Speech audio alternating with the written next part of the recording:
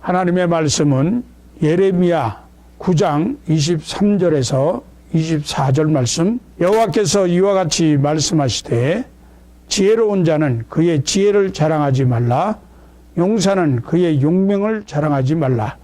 부자는 그의 부함을 자랑하지 말라.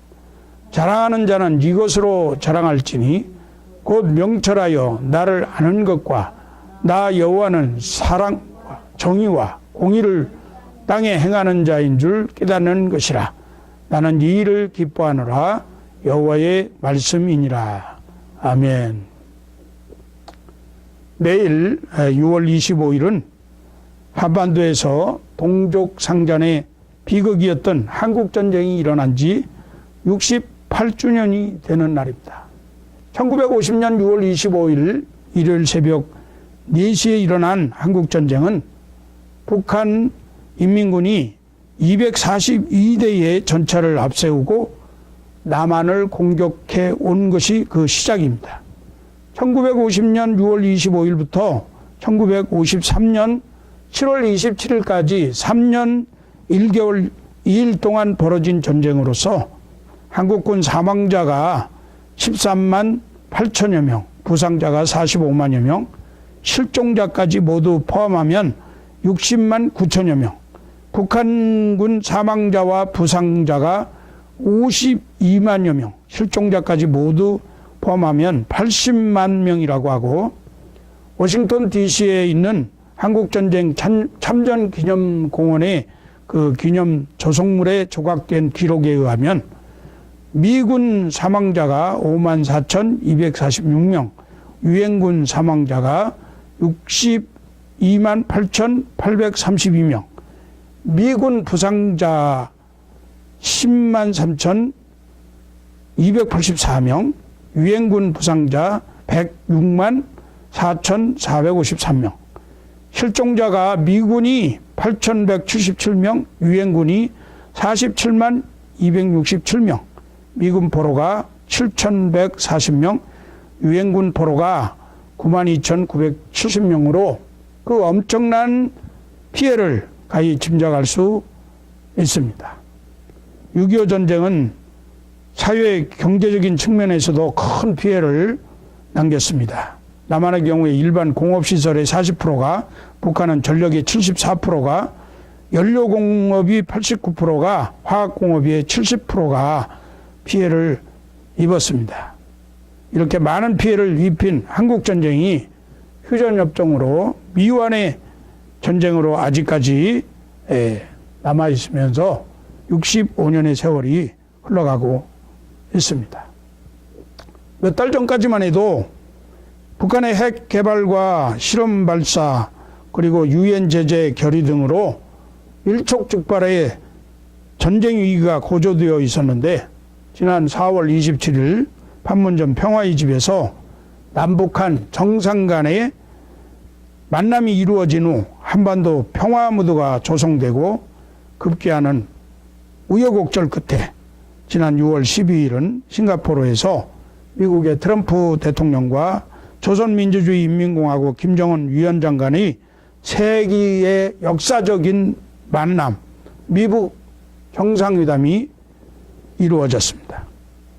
온 세계의 언론과 이목이 집중 가운데에서 한반도의 비핵화 프로세스를 통한 항구적인 평화와 냉전의 종식, 북한의 제재 압박 해제, 백성들의 인권 탄압 중지, 미국의 한국 전쟁 전사자 유해 송환 등 다양한 이슈들이 다루어진 회담이었다고 언론은 보도하고 있으며, 전략과 전술, 외교, 통일 전문가, 정치 평론가들이 여러 가지 아쉬움과 또 비난의 목소리를 내고 있습니다. 아직은 북한 김정은 위원장이 비핵화 프로세스를 지켜보아야 하겠지만, 한참 고조되었던 전쟁의 위험은 당장에 사라지고 평화의 새로운 시작이 열린 것은 참으로 다행한 일이라고 생각할 것입니다. 제가 장황하게 이런 말씀을 드렸지만, 전쟁은 역사의 주관자이신 여호와 하나님께 달린 것임을 믿습니다. 저는 지난해 한국을 방문했을 때 역대하 20장에 나타난 유다왕 여호사밧과 아람 연합군의 전쟁을 중심으로 해서 한국에서 당면한 전쟁의 위협에 역사하실 하나님의 섭리와 구원, 예비하신 축복에 관해서 설교를 한 적이 있습니다.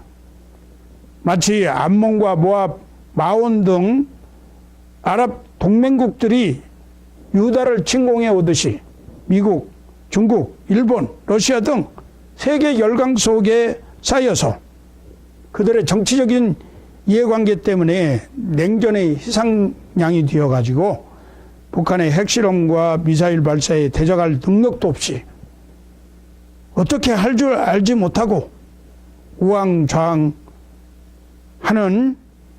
약소국 우리 대한민국의 위기를 극복하는 길은 하나님 아버지를 의지하고 전쟁을 두려워하거나 전쟁을 준비할 것이 아니라 오히려 오직 주만 바라보고 교계의 지도자들과 성도들이 남녀노소 할 것 없이 다 함께 하나님의 면전에 모여서 겸손하게 금식과 회개, 찬양과 기도를 드리면서 여호와 하나님의 구원하심을 볼 것을 호소하고 돌아왔습니다. 동맹군이 침공해 왔다는 소식을 들은 유다왕 여호사밧이 두려워하면서 모든 유다 백성들과 금식하며 여호와께 도움을 구하려고 여호와 하나님께 간구했다고 했습니다. 역대하 20장 6절 말씀에 보니까 이르되 우리 조상들의 하나님 여호와여 주는 하늘에서 하나님이 아니시나이까? 이방 사람들의 모든 나라를 다스리지 아니하시나이까? 주의 손에 권세와 능력이 있사오니 능히 주와 맞설 사람이 없나이다. 하나님 아버지는 이렇게 겸손하게 기도하는 유다 백성들의 기도를 들으시고 그 기도에 예언자 야하시엘을 통해서 다음과 같이 응답하셨죠. 역대하 20장 15절 17절 말씀에 야하시엘이 이르되 온 유다와 예루살렘 주민과 여호사밧 왕이여 들을지어다. 여호와께서 이같이 너희에게 말씀하시기를 너희는 이 큰 무리로 말미암아 두려워하거나 놀라지 말라. 이 전쟁은 너희에게 속한 것이 아니오 하나님께 속한 것이니라. 이 전쟁에는 너희가 싸울 것이 없나니 대열을 두고 이루어 서서 너희와 함께한 여호와가 구원하는 것을 보라. 유다와 예루살렘아 너희는 두려워하지 말며 놀라지 말고 내일 그들을 맞서 나가라. 여호와가 너희와 함께하리라 하셨느니라. 백성들이 자신들의 기도에 응답하신 하나님을 신뢰하고 찬송하면서 여호와께 감사하면서 군대 앞에서 행진하고 나갈 때에 역대하 20장 22절에서 23절 말씀에 보니까 그 노래와 찬송이 시작될 때에 여호와께서 복병을 두어 유다를 치러온 암몬 자손과 모압과 세일산 주민들을 치게 하심으로 그들이 패하였으나 곧 암몬과 모압 자손이 일어나 세일산 주민들을 쳐서 진멸하고 세일 주민들을 멸한 후에는 그들이 서로 쳐주겠더라. 결국 유다 백성들은 손 하나 까딱하지 않고 모압, 암몬, 마온 족속 동맹국들과의 전쟁에서 승리하고 전쟁터에서 전리품만 사흘 동안 거둬들이는 쾌거를 이루고 그 전쟁터를 하나님의 구원하심을 찬양한 골짜기 브리가라 그렇게 이름을 지었다고 했습니다. 역대하 20장 29절에서 30절 말씀은 이 전쟁이 끝난 뒤에 유다 백성들의 형편을 말씀해 주고 있는데 이방 모든 나라가 여호와께서 이스라엘의 적군을 치셨다 함을 듣고 하나님을 두려워함으로 여호사밧의 나라가 태평하였으니 이는 그의 하나님이 사방에서 그들에게 평강을 주셨음이라.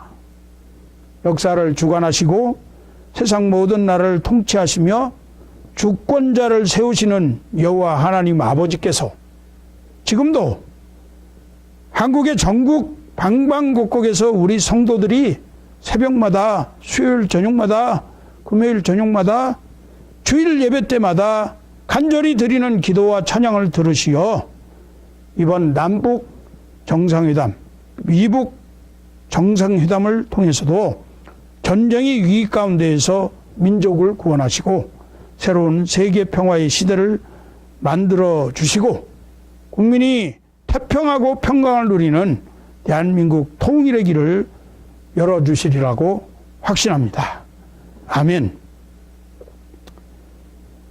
오늘 예레미야 9장 23절에서 24절을 우리가 읽었는데 여호와께서 이같이 말씀하시되 지혜로운 자는 그 지혜를 자랑치 말라, 용사는 그 용맹을 자랑치 말라, 부자는 그 부함을 자랑치 말라. 자랑하는 자는 이것으로 자랑할지니 곧 명철하여 나를 아는 것과 나 여호와는 인애와 공평과 정직을 땅에 행하는 자인 줄 깨닫는 것이라. 나는 이 일을 기뻐하노라. 여호와의 말이니라. 이 말씀이 선지자 예레미야가 나라가 위기에 처한 백성들에게 나라와 개인의 삶이 평화롭고 강하게 되는 원리를 제시하는 말씀이라고 하는 것입니다. 이 말씀의 배경은 유다 백성들은 죄 때문에 하나님의 심판이 대단히 임박한 상황에 처해 있었습니다. 예레미야 9장을 전체를 통해서 읽어보면 하나님은 유다 백성들이 하나님의 말씀을 거역하고 우상 숭배를 하는 죄 때문에 바벨론을 보내서 심판하시겠다고 하시면서 그 심판은 확실한 것이고 대단히 강력하다고 말씀하고 있습니다.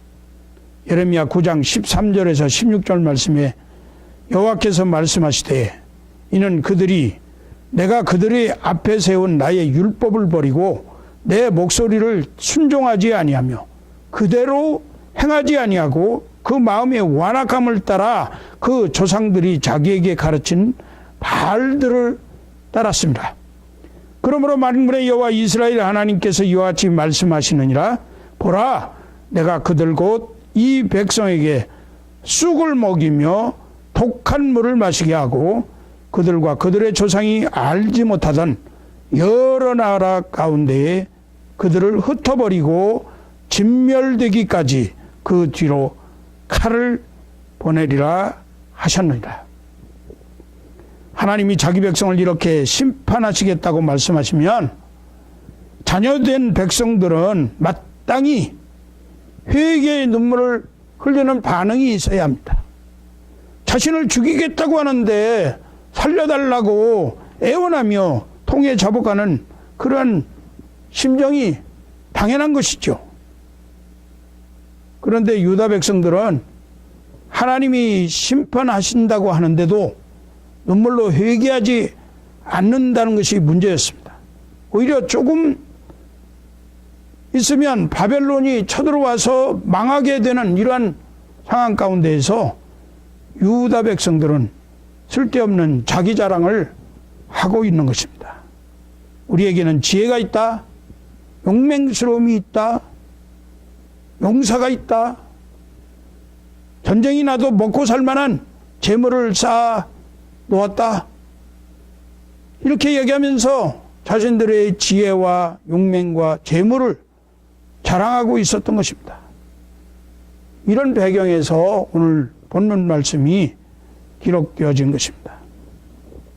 인간은 누구나 남에게 인정받고 칭찬받고 싶은 욕망을 가지고 있기 때문에 자랑하기를 즐거워합니다. 자랑은 사람이 뭔가 긍지와 기쁨을 가지고 사람에게 말하는 것입니다. 사람들은 다 자랑거리가 있습니다. 자기가 학벌이 좋다, 돈이 많다, 사업이 성공했다, 인격이 훌륭하다, 이런저런 업적이 많이 있다, 자기 자식들이 잘났다, 이런 것을 자랑합니다. 남보다 특출난 것 있기만 하면 그것을 자랑하려고 애를 씁니다. 이처럼 사람은 인간으로서 긍지와 기쁨을 가진 것들이 많이 있기 때문에 자랑을 안 하고 이렇게 살기는 쉽지 않다 하는 것입니다.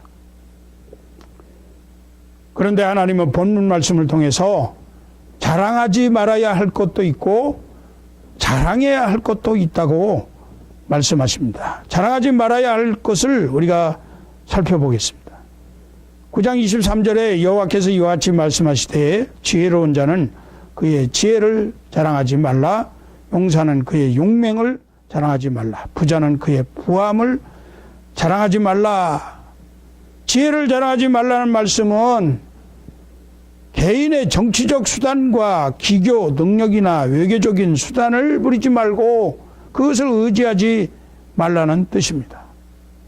용사는 그 용맹을 자랑하지 말라. 이 말씀은 전투 병력과 핵무기 등 자기들이 가지고 있는 무력을 너무 믿지 말라 하는 것입니다. 김정은이가 핵 미사일을 쏘아대니까 트럼프 대통령은 뭐라고 얘기했어요? 너가 가지고 있는 것보다 우리는 더 큰 것 가지고 있다. 그러면서 자랑을 했죠. 부자는 부함을 자랑하지 말라 하는 것은 경제적인 것을 믿지 말라는 것입니다. 쉽게 말하면 한 나라의 태평과 국민의 안전, 부강은 정치적 힘이나 군사력이나 경제적인 능력에 있지 아니하다 하는 것을 말씀하고 있는 것입니다. 솔로몬의 지혜, 삼손의 힘, 다윗이 가진 부와 권력, 이 모든 것들이 다 자랑할 것이 못 된다 하는 것입니다. 사무엘하 24장 말씀에 보면 다윗 왕이 통일 이스라엘을 세우고 부강하게 되자 노년에 교만하게 되어서 백성들의 수를 자랑하려는 그런 마음에 인구조사를 하게 됩니다. 방백들을 의지하지 말며 도울 힘이 없는 인생을 의지하지 말라고 말씀하신 여호와 하나님은 이것을 기뻐하지 아니하시고 이스라엘에 3일 동안 전염병이 돌게 해서 7만 명이라고 하는 백성이 죽게 만드셨습니다. 또 열왕기하 20장에서는 죽음의 위기에서 생명을 15년간이나 연장해서 얻은 이 히스기야가 하나님의 은혜를 자랑하지는 않고 오히려 바벨론 사신들에게 자기의 부와 군사력을 속속들이 하나도 남김없이 자랑한 결과로 훗날 유대 나라와 백성들이 바벨론의 침공을 받아서 멸망하고 후손들이 바벨론 포로로 잡혀가서 70년이라고 하는 식민 생활을 길게 했던 것을 우리는 역사를 통해서 알 수가 있습니다. 저는 지난번 미국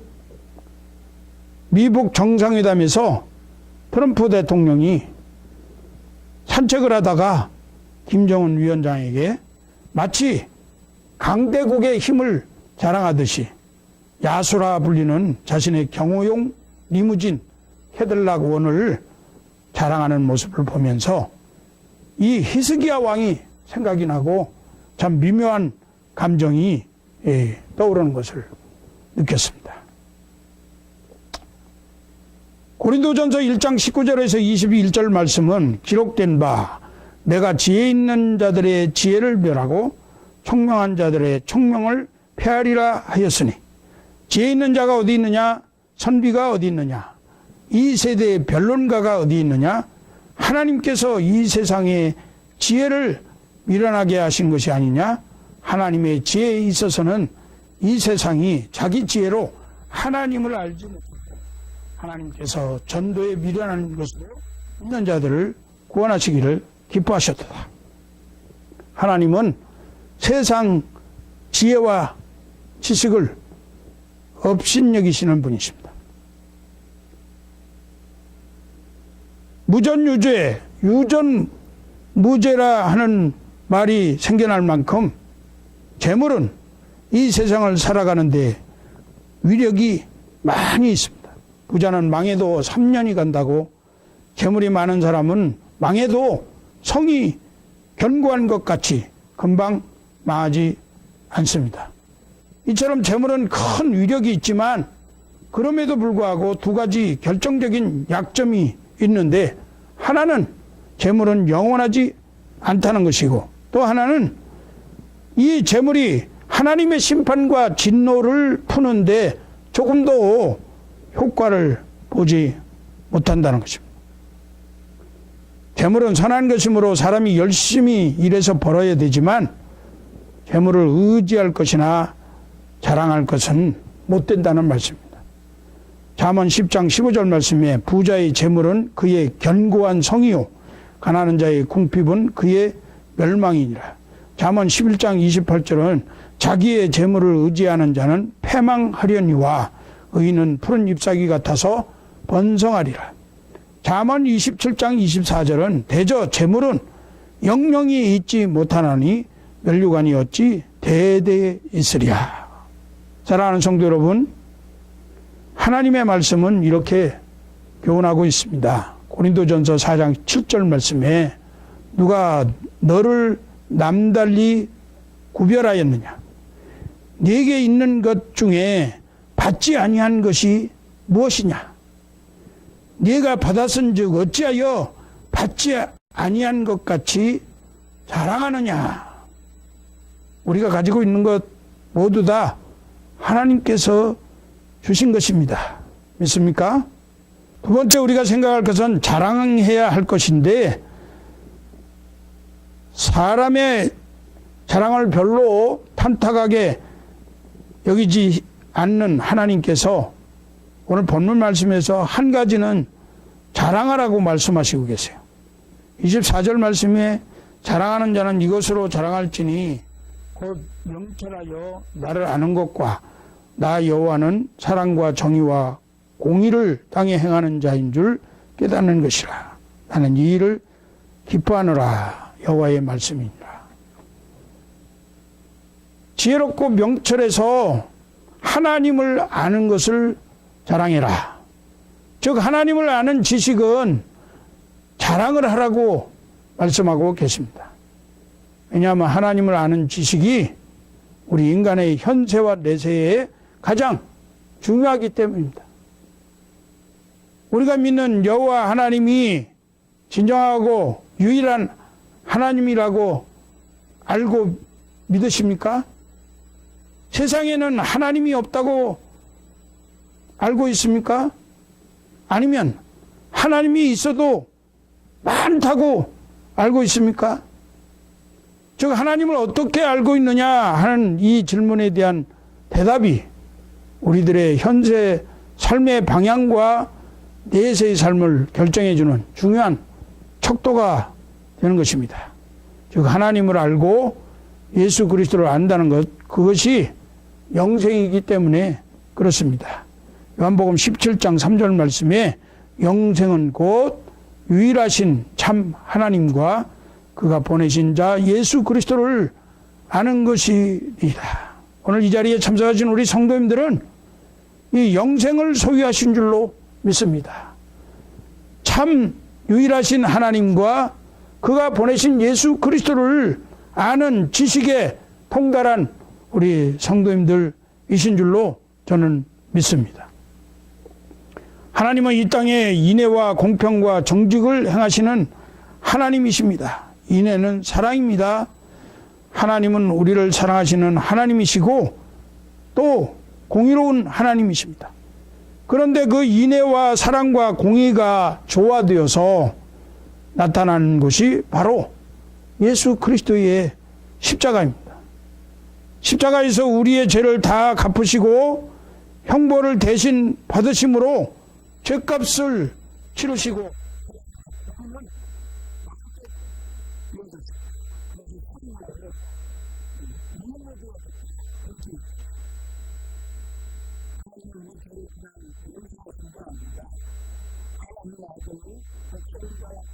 그리스도를 하시면서 우리의 죄를 용서하신 것이에요. 공의를 실현하시면서 우리를 향한 영원 무궁한 사랑을 십자가로 나타내 보여주신 것입니다. 그래서 사도 바울은 고린도전서 1장 29절 32절 말씀에 하나님 앞에서 자랑하지 못하게 하려 하심이라. 너희는 하나님으로부터 나서 그리스도 예수 안에 있고 예수는 하나님으로부터 나와서 우리에게 지혜와 의로움과 거룩함과 구원함이 되셨으니 기록된 바 자랑하는 자는 주 안에서 자랑하라 함과 같게 하려 함이라. 주 안에서 자랑하라.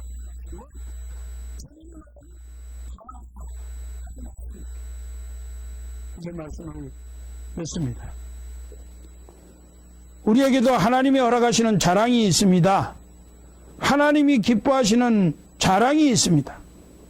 하나님을 아는 것을 자랑하는 것입니다. 안다는 것은 상식이나 지식적으로 머리로 안다는 것을 말하는 것이 아닙니다. 하나님과 참다한 교제를 가지는 것을 말합니다. 진정으로 하나님은 우리의 하나님이 되시고 우리는 그의 백성이 되며 그는 우리의 아버지가 되시고 우리는 그의 아들이 되는 참다운 관계를 말하는 것입니다. 또한 하나님을 안다고 하는 것은 하나님께서 창조주가 되시고 나를 지으신 분으로 역사의 통치자가 되시고 세상의 지도자를 세우기도 폐하기도 하시는 주권자이시며 우리의 장래의 심판자이신 것을 알고 그 앞에 있는 인간이 얼마나 무능한 존재인가 하는 것을 깨닫는 것을 말하는 것입니다. 이렇게 될 때 인간이 전적으로 하나님께 의지하게 되며 하나님은 이러한 나라와 사람들을 도와주시고 섭리하시기 때문에 참다운 의미에 있어서 지혜와 용맹과 부함이 여기에 있다 할 것입니다. 사랑하는 성도 여러분, 우리 성도들은 세상의 어느 것보다도 하나님을 바로 알고 바로 깨닫게 된 것이 자랑할 만한 일이 될 것입니다. 하나님이 함께 하시기만 하면 모든 것은 형통할 수 있습니다.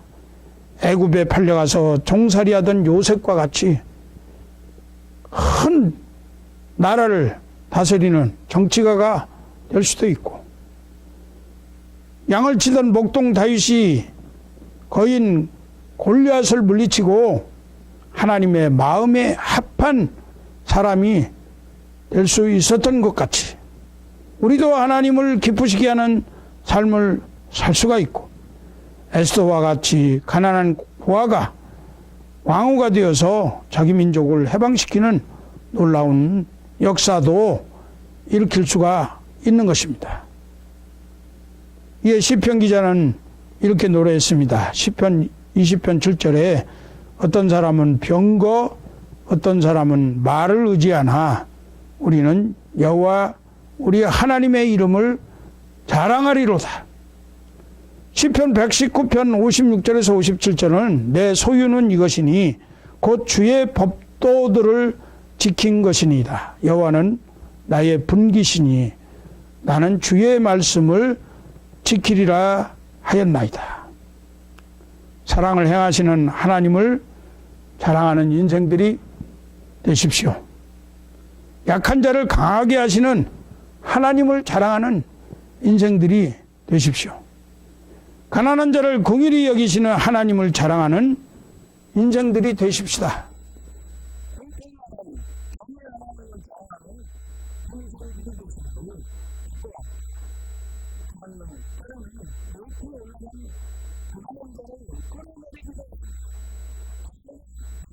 고통받고 외로움에 처해 있는 사람들을 끌어올려 다시 높이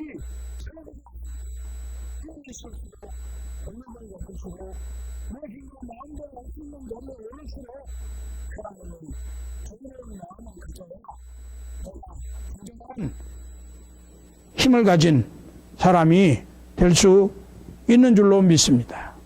누가복음 1장 51절에서 53절에 그의 팔로 힘을 보이사 마음의 생각이 교만한 자들을 흩으셨고 권세 있는 자를 그 위에서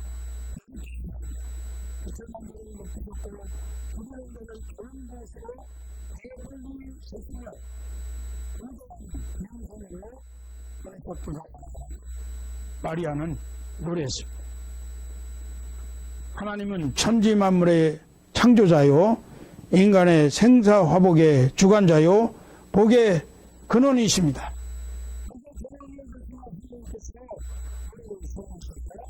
독생자 예수 그리스도를 이 세상에 보내주시고 예수 그리스도는 우리의 죄를 져서 십자가에 못 박혀 죽으시고 우리의 죄를 벗어났을 때는 영원의 생명을 우리에게 허락해 주셨습니다. 그래서 바울은 갈라디아서 6장 10절의 말씀입니다. 이게는 의중으로서 그렇게 십자가를 결코 정말 끝이 없다고 들려고 있습니다. 여러분들 이대로 하나님의 정말 예수님은 정말 인생들이 있습니다. 여러분들의 축복합니다. 이것이 우리가 하나님 인도라